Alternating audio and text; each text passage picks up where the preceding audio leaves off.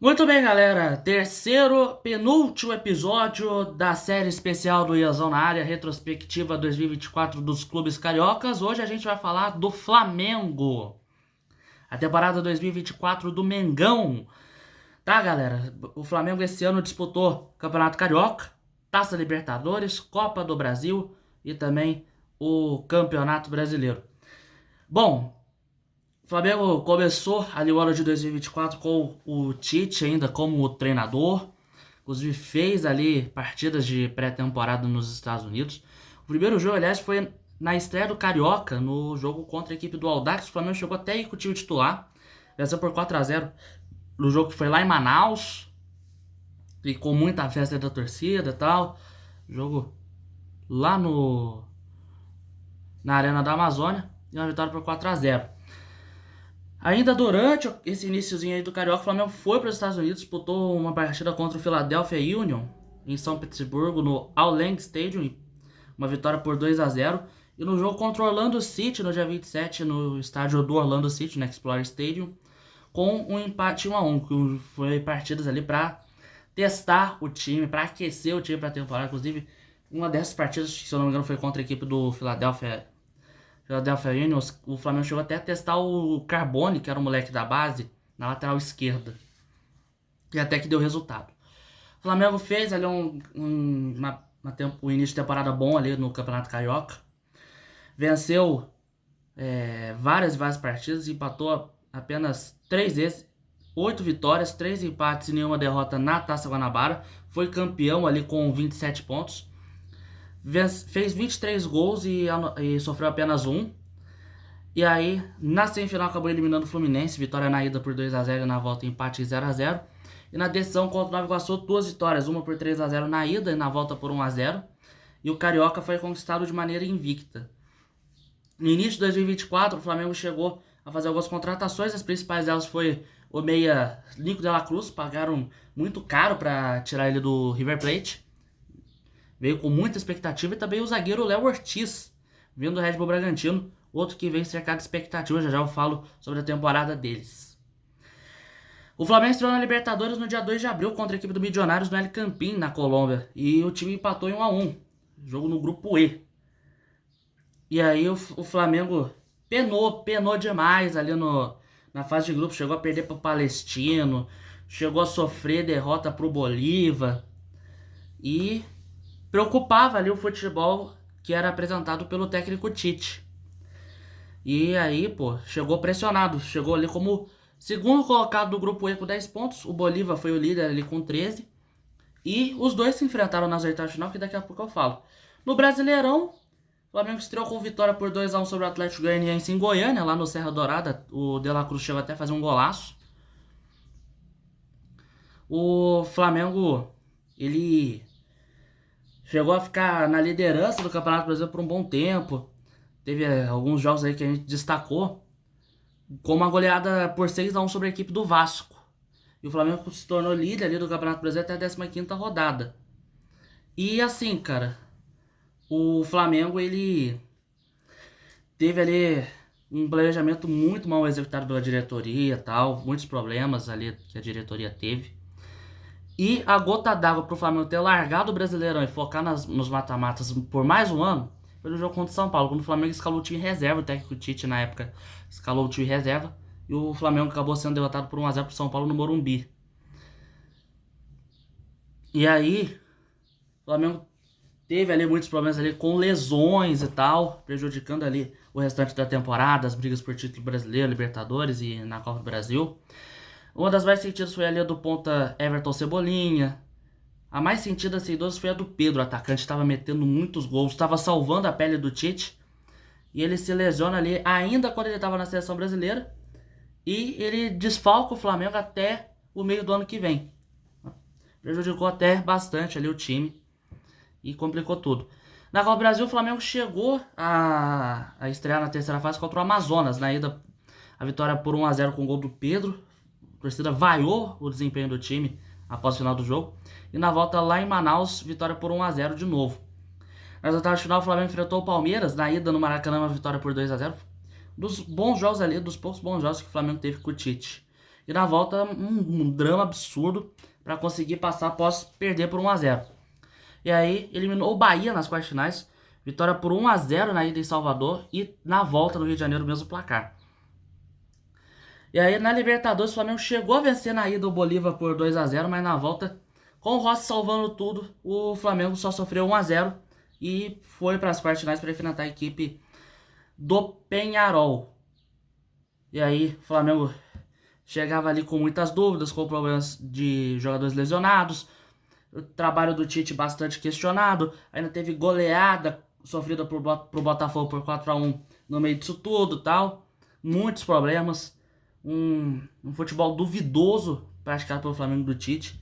E aí, o Flamengo chegava nas quartas da Libertadores precisando vencer o Peñarol. E aí, na ida no Maracanã, em pleno Maracanã, o Flamengo perde por 1-0 pro Peñarol. E aí chega na volta lá no estado dos caras, precisando marcar pelo menos um gol para forçar pênaltis e 2 gols de diferença ou mais para garantir a vaga.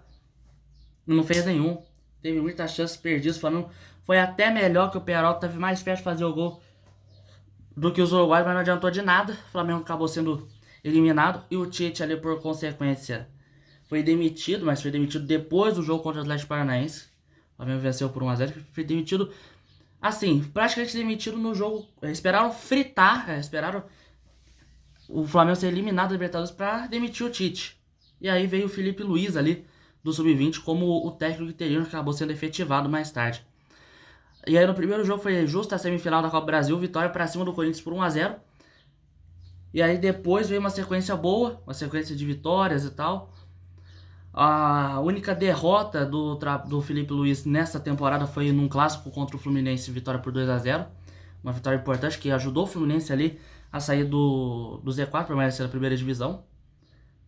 E, cara, o Flamengo, ele melhorou bastante com o Felipe Luiz, voltou a jogar um futebol alegre, Gabigol teve sequência.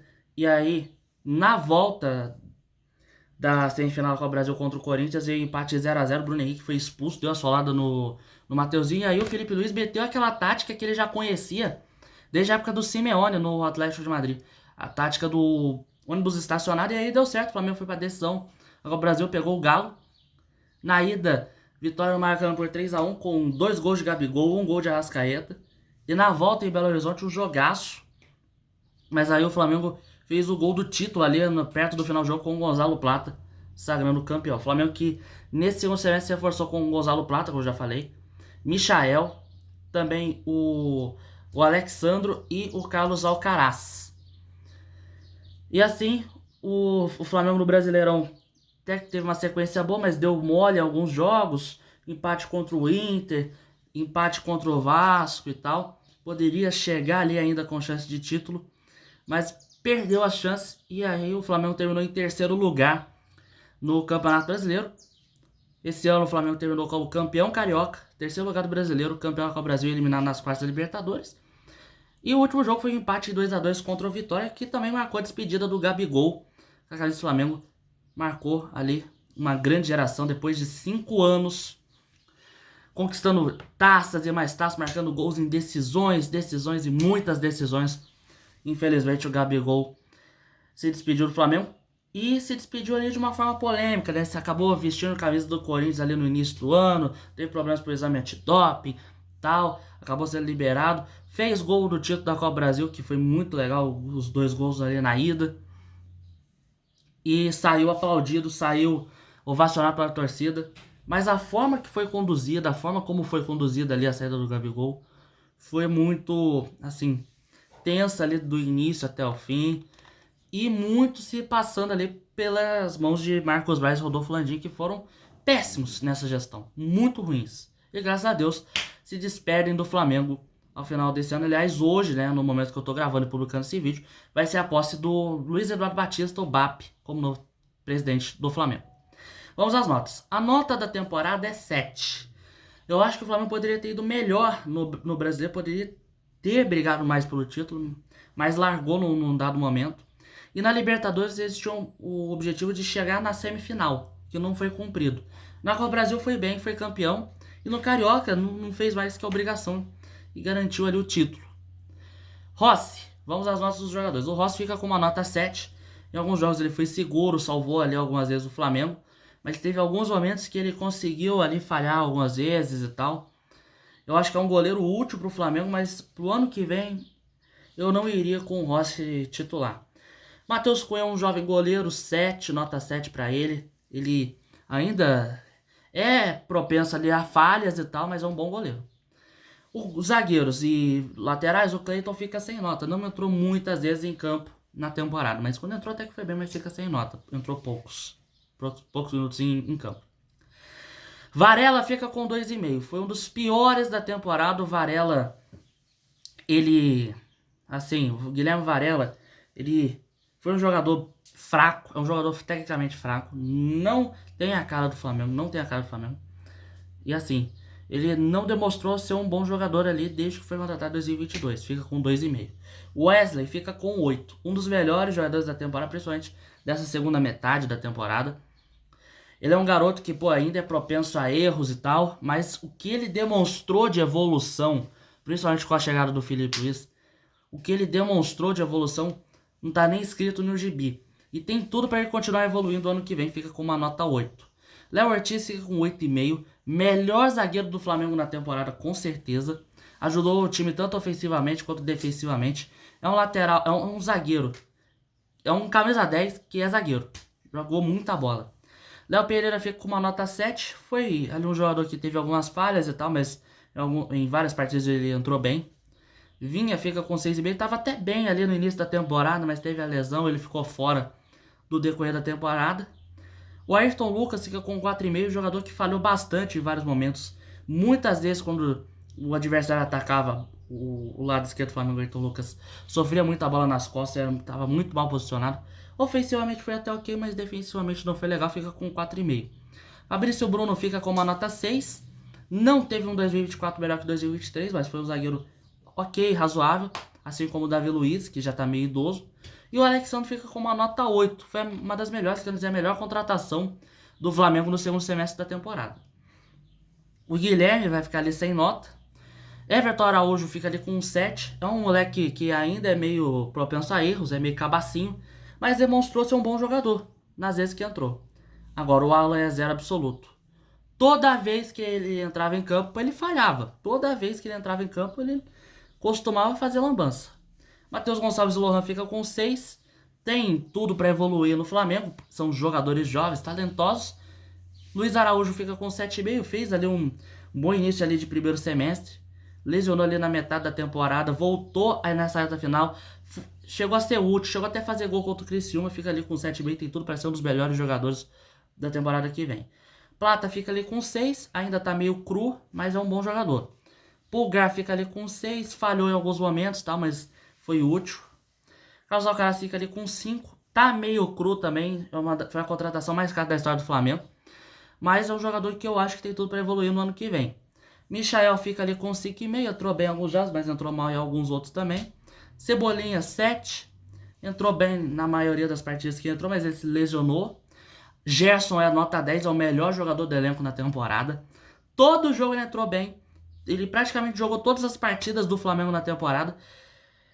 E, mesmo assim, resistiu fisicamente. Um tanque dentro de campo. De La Cruz fica com a nota 6. Teve ali algumas lesões, entrou ali meio mal, tal, mas é um jogador bom. E o Arrascaeta 7,5, decisivo, tal, em algumas partidas. Bruno Henrique 6,5, Gabigol 6,5. Gabigol, os motivos que eu falei, algumas partidas entrou meio mal, mas nos jogos úteis ele foi bem. Bruno Henrique é a mesma coisa.